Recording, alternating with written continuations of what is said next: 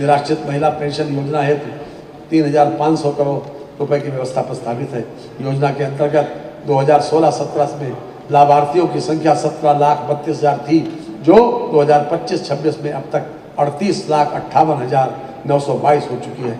मुख्यमंत्री कन्या सुमंगला योजना के अंतर्गत 400 करोड़ रुपए की व्यवस्था प्रस्तावित है। कामकाजी महिलाओं हेतु छात्रावासों के निर्माण के लिए 100 करोड़ रुपए तथा मुख्यमंत्री श्रमजीवी महिला छात्रावास निर्माण योजना हेतु 35 करोड़ रुपए की व्यवस्था प्रस्तावित है। उत्तर प्रदेश मुख्यमंत्री बाल सेवा योजना हेतु 252 करोड़ रुपए की व्यवस्था प्रस्तावित है। मुख्यमंत्री बाल आश्रय योजना के अंतर्गत भवनों के निर्माण हेतु 80 करोड़ रुपए की व्यवस्था प्रस्तावित है। प्रदेश में अनुपूरक पुष्टाहार से लगभग 1,57,00,000 लाभार्थियों को लाभान्वित किया जा रहा है। श्रम ई श्रम पोर्टल पर वर्तमान में 8.41 करोड़ कामगारों के पंजीयन के सापेक्ष फैमिली आईडी उपलब्ध कराने की कार्रवाई की गई। सभी अटल आवासीय विद्यालयों का लोकार्पण किया जा चुका है। इन विद्यालयों में कक्षा 6 से कक्षा 12 तक की निःशुल्क आवासीय शिक्षा प्रदान की जा रही है। वर्तमान में 10,876 छात्र छात्राएं इन विद्यालयों में अध्ययनरत हैं। योजना हेतु 70 करोड़ रुपए की व्यवस्था प्रस्तावित है। उत्तर प्रदेश रोजगार मिशन समिति के गठन हेतु 200 करोड़ रुपए की व्यवस्था प्रस्तावित है।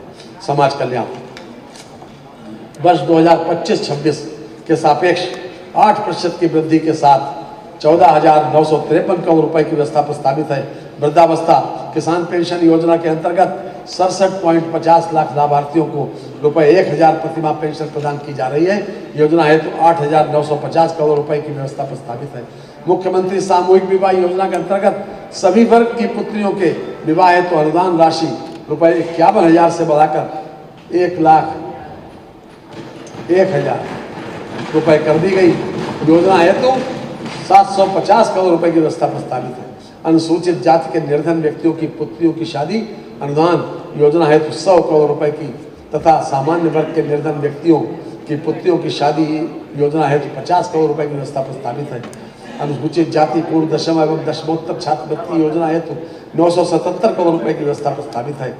सामान्य वर्ग पूर्व दशम एवं दशमोत्तर छात्रवृत्ति योजना के अंतर्गत 950 करोड़ रुपए की व्यवस्था प्रस्तावित है। जनजाति विकास प्रधानमंत्री जनजातीय आदिवासी न्याय महाअभियान PM जनमन के अंतर्गत विशेष रूप से कमजोर जनजातीय समूहों का समग्र विकास किया जा रहा है। धरती आबा जनजातीय ग्राम उत्कर्ष अभियान का शुभारंभ माननीय प्रधानमंत्री जी द्वारा दिनांक 2 अक्टूबर 2024 को किया गया है। योजना का उद्देश्य देश भर में 63,000 से अधिक जनजातीय बाहुल्य ग्रामों तथा आकांक्षी जनपदों में के जनजातीय ग्रामों को 18 विभागों के कार्यक्रमों से संतृप्त किए जाने का लक्ष्य है। पिछड़ा वर्ग कल्याण की योजनाओं के लिए 3,402 करोड़ रुपए की व्यवस्था प्रस्तावित है, जो वर्ष 2025-26 के मुकाबले 9% अधिक है। पूर्व दशम एवं दशमोत्तर छात्रवृत्ति योजना हेतु 3,060 करोड़ 50 लाख रुपए की व्यवस्था प्रस्तावित है। अन्य पिछड़ा वर्ग के निर्धन व्यक्तियों की पुत्रियों की शादी अनुदान योजना हेतु 210 करोड़ रुपए की व्यवस्था प्रस्तावित है। पिछड़े वर्ग के छात्राओं हेतु छात्रावास निर्माण योजना अंतर्गत 20 करोड़ रुपए की व्यवस्था प्रस्तावित है। दिव्यांग जन सशक्तिकरण दिव्यांग जन के कल्याण की योजनाओं के लिए 2140 करोड़ रुपए की प्रावधान प्रस्तावित है, जो वर्ष 2025-26 की तुलना में 8% अधिक है।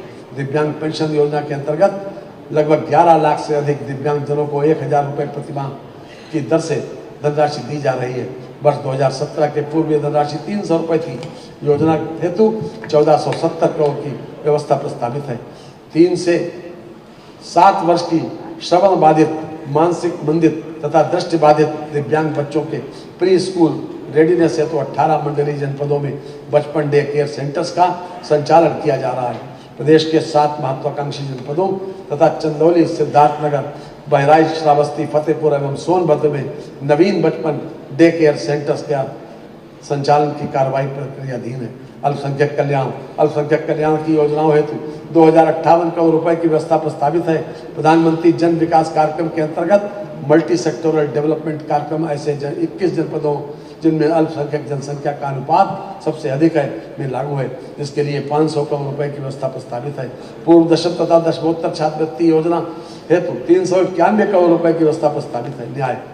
न्याय विभाग की योजनाओं हेतु लगभग 9,845 करोड़ रुपए की व्यवस्था का प्रस्ताव है, जो वर्ष 2025-26 के सापेक्ष 9% अधिक है।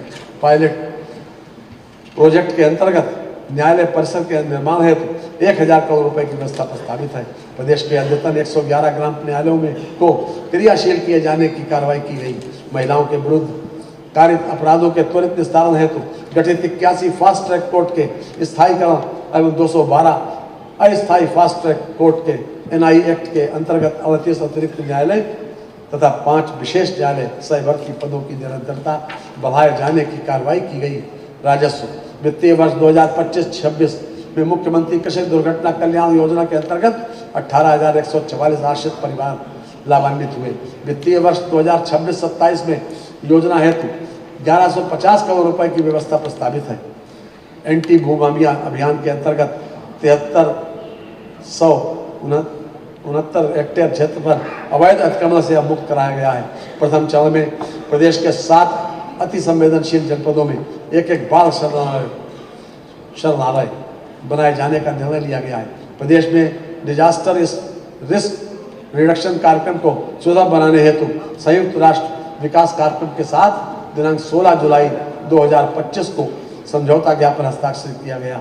परिवहन बस बेड़े के सुदृढ़ीकरण हेतु EV बस के लिए 400 करोड़ रुपए, बस अड्डों के निर्माण हेतु 150 करोड़ रुपए की व्यवस्था प्रस्तावित है।